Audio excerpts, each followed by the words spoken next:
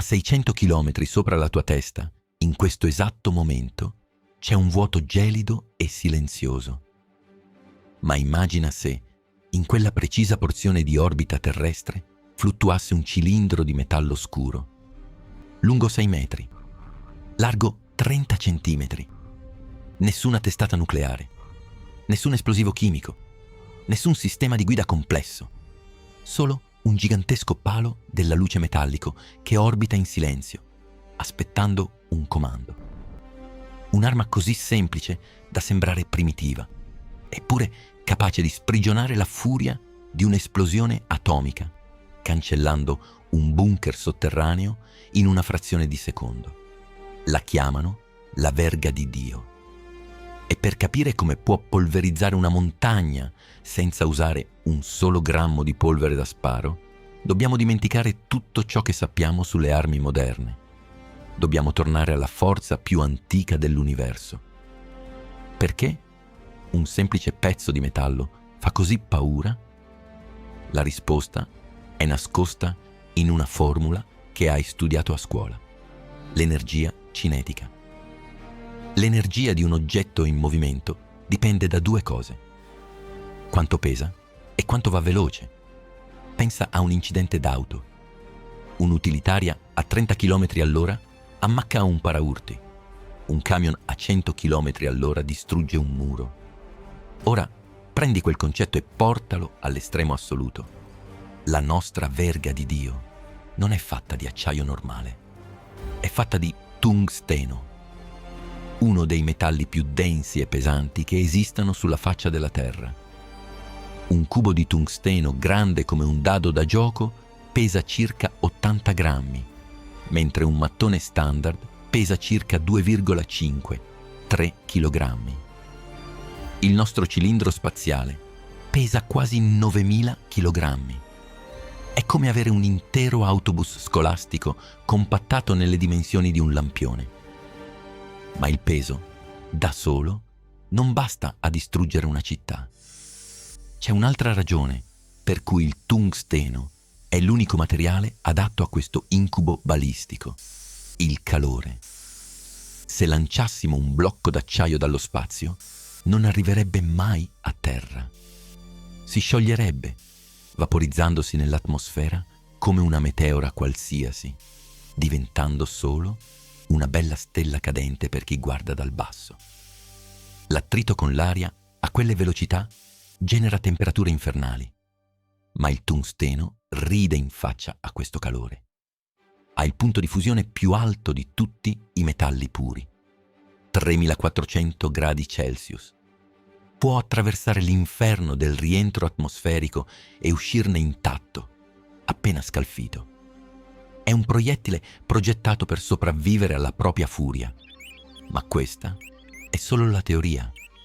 Tra poco vedremo cosa succede quando qualcuno, in una stanza dei bottoni lontana, decide di premere il tasto di sgancio. Il comando è stato dato. Nello spazio non ci sono esplosioni di lancio. I motori del satellite ospite si accendono per un breve, silenzioso istante, frenando leggermente. È tutto ciò che serve. Riducendo la sua velocità orbitale, la verga di Dio smette di cadere attorno alla Terra e inizia a cadere verso la Terra. La gravità prende il controllo. All'inizio, la caduta è ingannevolmente lenta. Il vuoto dello spazio non offre resistenza. Il cilindro viaggia già a velocità orbitale, a circa 28.000 km all'ora. Quando i motori lo frenano, inizia la sua discesa, ma è l'attrito con l'atmosfera a rallentarlo, non la gravità ad accelerarlo. La potenziale distruzione sta crescendo, invisibile e inarrestabile. Poi, a circa 100 km di altezza, la verga incontra il suo primo ostacolo: l'atmosfera. Ma a 11.000 km all'ora, l'aria non è più un gas leggero. Diventa un muro di cemento. Le molecole d'aria davanti al proiettile non hanno il tempo fisico di spostarsi. Vengono schiacciate l'una contro l'altra con una violenza inaudita. Questa compressione estrema genera un calore brutale. Non è attrito, come molti pensano, È pura pressione termodinamica. L'aria stessa si incendia. Si strappano gli elettroni dai loro atomi. Il gas diventa plasma, il quarto stato della materia. Il nostro cilindro nero è ora avvolto in un bozzolo di fuoco bianco e azzurro, caldo quanto la superficie del Sole. È diventato un meteorite artificiale. La velocità continua ad aumentare. Mach 5, Mach 8, Mach 10, più di 12.000 km all'ora. A questa velocità potresti viaggiare da Roma a Milano in poco più di 2 minuti. Il cielo attorno alla verga si spezza, generando onde d'urto multiple che squarciano le nuvole. Se fossi a terra e guardassi in alto, non sentiresti nulla. Il proiettile viaggia molto, molto più veloce del suono che produce. È la definizione stessa di morte silenziosa. Quando sentirai il boato, sarà già tutto finito. Il bersaglio è un complesso fortificato, sepolto sotto 100 metri di roccia e cemento armato. Inattaccabile per qualsiasi bomba convenzionale. Ma la verga di Dio non è una bomba. È pura matematica in caduta libera. Se sei arrivato fin qui, è perché il lato oscuro della fisica ti affascina. E c'è molto altro da scoprire. Ora, concentrati su questo istante, l'ultimo millisecondo. La verga di tungsteno tocca il suolo. In quel preciso frammento di tempo, l'incredibile energia cinetica accumulata nella caduta non ha più un posto dove andare. Deve trasformarsi, deve scaricarsi, e lo fa istantaneamente. Non c'è nessuna reazione chimica, nessuna polvere da sparo che si infiamma, nessun atomo di uranio che si spezza. C'è solo l'arresto brutale di 9.000 kg a 12.000 km all'ora.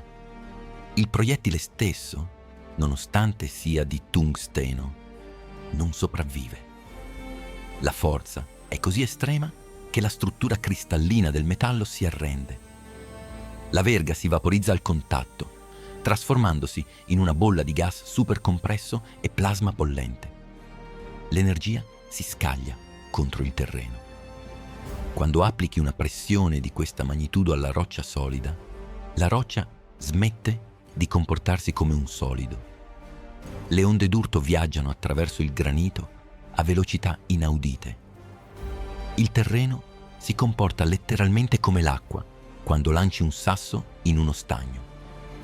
Solo che quest'acqua è fatta di terra, pietre e cemento armato. E le onde alte, decine di metri, viaggiano a velocità supersonica.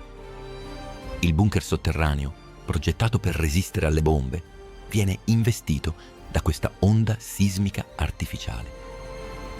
Le sue pareti di cemento, spesse 3 metri, non vengono semplicemente rotte.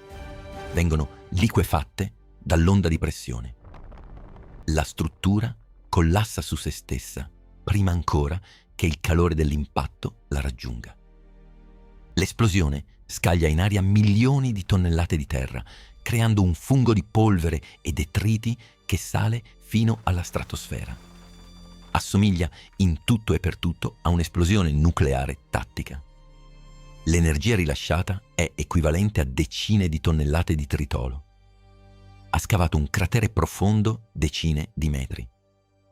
Ha vaporizzato ogni cosa nel raggio dell'impatto. Ma quando la polvere si dirada, i contatori Geiger rimangono silenziosi. Non c'è fallout radioattivo. Non c'è veleno chimico persistente nell'aria. È un'arma chirurgicamente pulita nella sua devastazione totale. Ha usato solo i principi fondamentali della fisica di Newton per cancellare un punto sulla mappa. È il potere di una meteora, controllato e indirizzato dalla mano umana.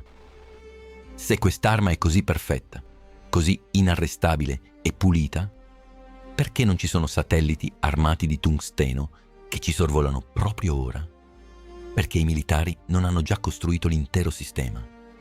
Ma c'è un problema enorme. E non riguarda la distruzione, riguarda la logistica.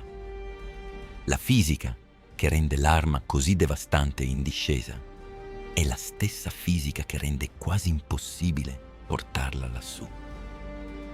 Per sganciare 9.000 kg dallo spazio, devi prima lanciare 9.000 kg nello spazio. Ogni singolo chilogrammo, spedito in orbita bassa, costa una fortuna in carburante e razzi. Mandare un solo palo di tungsteno costerebbe centinaia di milioni di dollari. E per avere una copertura globale te ne servirebbero dozzine, pronti in orbita.